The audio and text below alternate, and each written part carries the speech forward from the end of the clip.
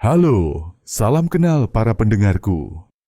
Channel YouTube ini dibuat untuk membantu kalian yang tidak memiliki banyak waktu untuk membaca novel. Ya, inilah solusinya. Saya akan membacakan novel. Novel menarik untuk kedepannya. Jadi tolong support saya dengan like dan subscribe-nya ya kawan. Kali ini novel yang akan saya bawa adalah Ketika saya berteleportasi, saya berada di pegunungan. Saya memilih kenyamanan daripada kekuatan dalam menghadapi kemunduran. Ditulis oleh Jagabata alias Kentang Mentega. Episode 1. Di Pegunungan.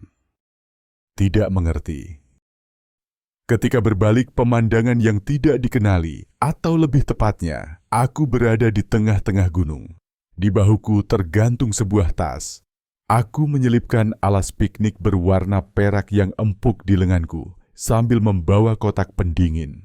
Aku mengeluarkan semua itu dari bagasi mobil, dan ketika berbalik untuk melihat ke belakang, seharusnya ada kakakku di sana, tapi ternyata tidak ada seorang pun. Saat ini, aku benar-benar berada di tengah gunung. Saat aku berbalik lagi, mobil yang seharusnya ada di sana juga lenyap. Awalnya, seharusnya kami berada di tempat parkir sementara untuk festival kembang api di area suatu pabrik, tetapi sekarang aku benar-benar berada di tengah gunung. Apakah ini mimpi? Kalau bukan mimpi, mungkin ini disosiatif, di mana aku hidup dengan kepribadian lain lalu tiba-tiba sadar. Tapi, tidak mungkin. Barang-barangnya masih di sini. Apa ini karena aku ingin pergi berkemah? Temanku pernah mengajakku ke perkemahan di pinggir sungai. Meski terpaksa aku harus menyiapkan tempat dan membawa barang untuk festival kembang api karena kakakku yang keras kepala. Ada sisi dalam diriku yang memang tertarik pada kegiatan outdoor yang sedikit berat ini. Setelah menolaknya, aku masih merasa enggan. Sampai-sampai menonton program survival di internet. Tapi ini cuma pelarian untuk menjauh dari kakakku yang suka memerintah. Aku sebenarnya tidak benar-benar ingin berkemah. Aku mengecek ponsel. Tidak ada sinyal. Tidak ada gunanya berdiam diri. Pikiranku kuanggap ini mimpi saja. Jadi apa yang harus kulakukan sekarang? Aku mengingat kembali video-video yang kutonton beberapa hari ini. Pertama, pastikan ada api. Kedua, pastikan ada air. Ketiga, pastikan ada makanan. Keempat, pastikan tempat tidur. Urutan ini bisa disesuaikan dengan situasi, terutama suhu. Sekarang tidak terlalu dingin atau panas, dan sepertinya tidak akan hujan dalam waktu dekat. Meski aku mengingat semua hal penting yang kulihat di video, aku masih bingung. Mungkin aku bisa mulai mencari air sambil menjelajahi sekeliling.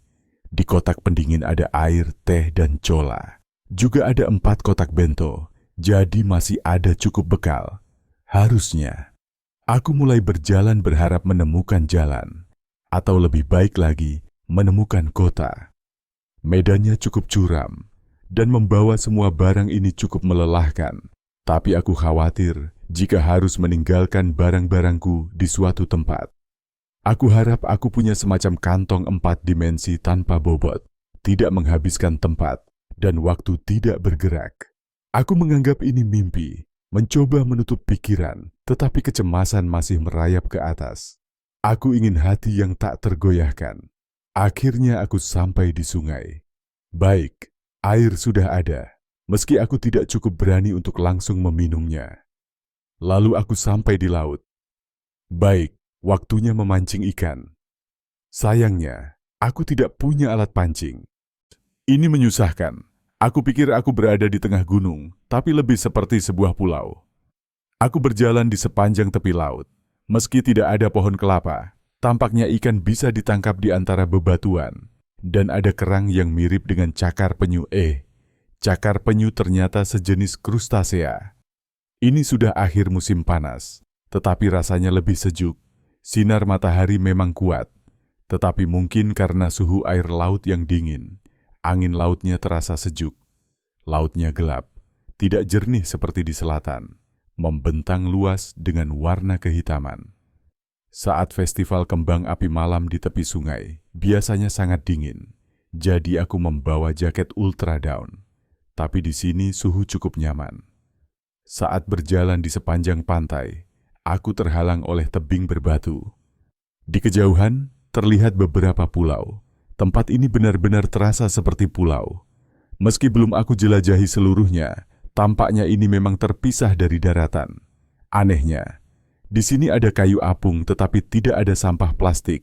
Apakah masih ada tempat di zaman sekarang yang tidak terpapar sampah plastik? Aku berhenti untuk makan bekal dan kembali menyusuri jalan yang kulewati.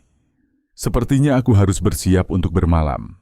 Jalan menuju sungai dan laut cukup curam, tetapi tempat pertama yang kutemukan cukup terbuka dan ada batu besar di sana. Aku memutuskan untuk menetap di sana. Mungkin aku bisa kembali ke sini nanti. Aku menaruh kayu kering yang kupungut sepanjang perjalanan dan memeriksa tas untuk mencari alat yang bisa menyalakan api. Sayangnya, aku tidak merokok, jadi tidak punya korek api. Aku mengambil ranting yang tampak seperti kayu cedar, memotong kedua sisinya dengan cutter untuk membuat papan penggesek api. Lalu aku menggosoknya dengan batang, menempatkan daun kering di bawahnya, dan terus menggosok. Ini bukan pertama kalinya aku menjaga tempat untuk festival kembang api, dan karena membawa mobil, aku membawa banyak barang. Meski harus membawa barang-barang kecuali minuman keras, mungkin aku cukup beruntung. Selain alas perak, aku membawa alas piknik tipis, palu kecil untuk memaku ke tanah, cutter untuk membuka kotak dan kantong, serta gergaji lipat untuk memangkas bambu sisa di sekitar tempat itu. Aku memilih gergaji daripada kapak karena lebih aman di tempat umum, tapi rasanya aku membutuhkan kapak kecil atau parang. Cutter juga seandainya bisa jadi pisau yang lebih besar. Api akhirnya menyala. Butuh waktu lama. Telapak tanganku sakit dan lenganku gemetaran. Aku tidak ingin melakukan ini lagi, jadi aku akan menjaga api ini agar tidak padam. Aku sangat ingin punya kekuatan atau stamina lebih, atau mungkin sihir yang bisa melakukan segalanya. Aku bergerak seadanya, tetapi pikiranku terasa stagnan. Ini mungkin bentuk pelarian yang tepat. Selain kayu bakar yang mudah terbakar, aku juga membawa batang kayu kering besar dan menempelkannya di perapian. Karena ukurannya yang tebal, kayu ini susah terbakar, tapi lambat laun pasti akan mulai membara. Jika perapian padam, setidaknya api ini bisa tetap menyala. Semoga saja. Bersandar pada batu besar, aku melihat keadaan perapian.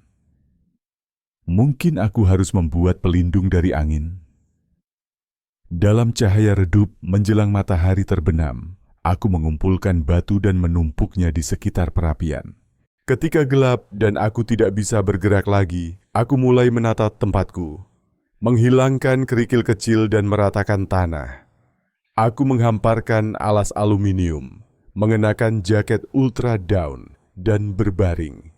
Aku penasaran, apakah kayu bakar ini cukup sampai pagi? Karena lelah, aku tidak punya nafsu makan. Karena bagian bawah tubuhku dingin, aku bangkit perlahan, mengambil alas piknik plastik untuk menyelimutiku. Sepertinya, aku juga perlu membuat pelindung angin di sekitar tempat tidurku, bukan hanya di perapian. Besok saja, ingin rasanya mandi. Aku terbangun oleh suara burung yang ribut. Bangun tidur, dan ternyata ini bukan mimpi. Aku masih di tengah gunung entah di mana. Apinya hampir padam, hanya menyisakan beberapa potong kayu yang berubah jadi arang berwarna oranye. Dengan buru-buru, aku menaruh rumput kering di atas arang dan mengipasinya hingga suara patah-patah terdengar. Lalu api kembali menyala. Aku menambah ranting kecil dan merasa lega. Tampaknya, aku perlu mengumpulkan kayu kering lagi. Aku membuka botol air dan memakan bekalku. Meski aku masih punya air dan teh, bekalnya tak bisa disimpan terlalu lama. Jadi aku memutuskan untuk menghabiskannya. Hari ini aku akan berjalan ke arah berlawanan dari kemarin, hanya membawa gergaji dan minuman. Dengan susah payah, aku menyingkirkan ranting dan rumput keras sambil menyesali keputusan tidak membawa kapak. Aku sangat ingin punya pisau tajam yang bisa memotong apapun. Setelah menanjak, aku tiba di puncak berbatu dengan pemandangan yang terbuka. Dari atas puncak, aku bisa melihat ke segala arah dan yang tampak hanyalah laut. Ini memang sebuah pulau. Di sekelilingnya terlihat beberapa pulau kecil, namun tidak ada tanda-tanda daratan yang luas.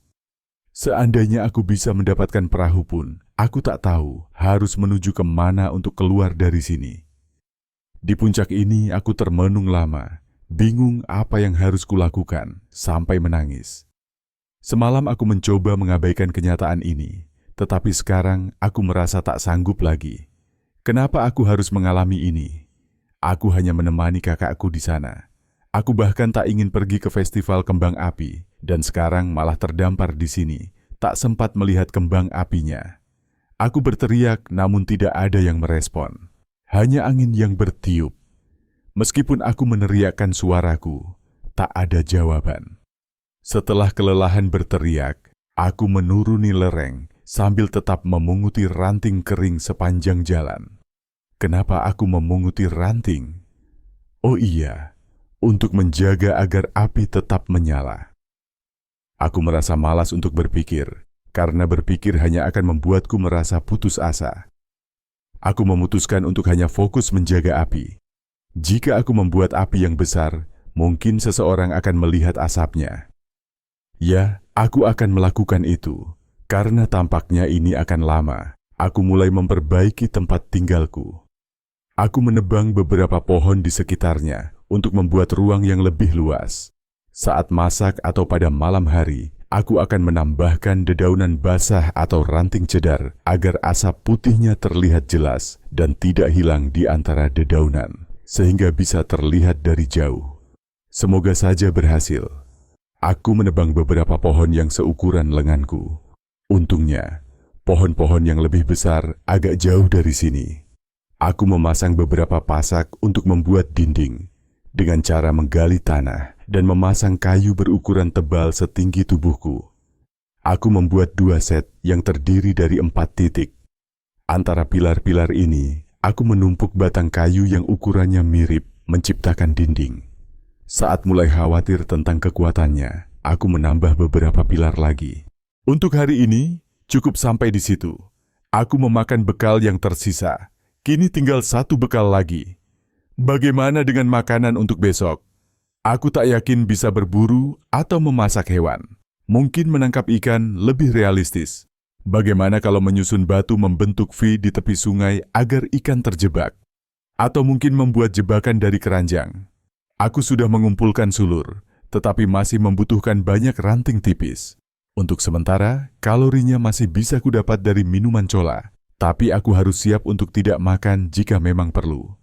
Aku melakukan sedikit pekerjaan dengan penerangan dari api unggun, lalu berbaring untuk tidur. Kenapa aku bisa sampai dalam situasi seperti ini?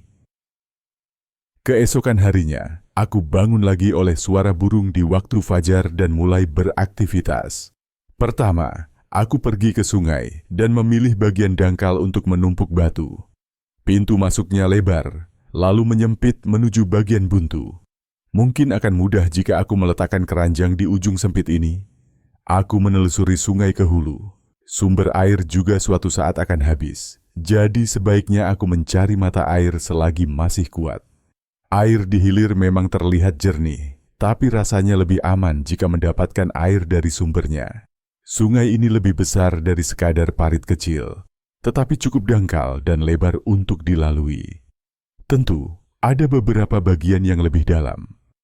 Aku melihat sekilas bayangan ikan. Jika bisa menangkapnya, itu akan jadi sumber makanan. Ketika sampai di area yang agak terbuka, aku bisa melihat batu tinggi yang kudaki kemarin. Jadi aku bisa mengira-ngira arah. Sebenarnya, kompas di ponselku bisa digunakan, tetapi lebih cepat jika memakai tanda-tanda alam. Dalam perjalanan, aku menemukan sebuah air terjun kecil dan kolam yang cukup besar untuk berenang. Tempat itu dikelilingi pepohonan hijau, sangat indah, tapi aku tidak berani masuk karena dingin. Aku hanya duduk dan melihat sejenak, seolah melarikan diri dari kenyataan.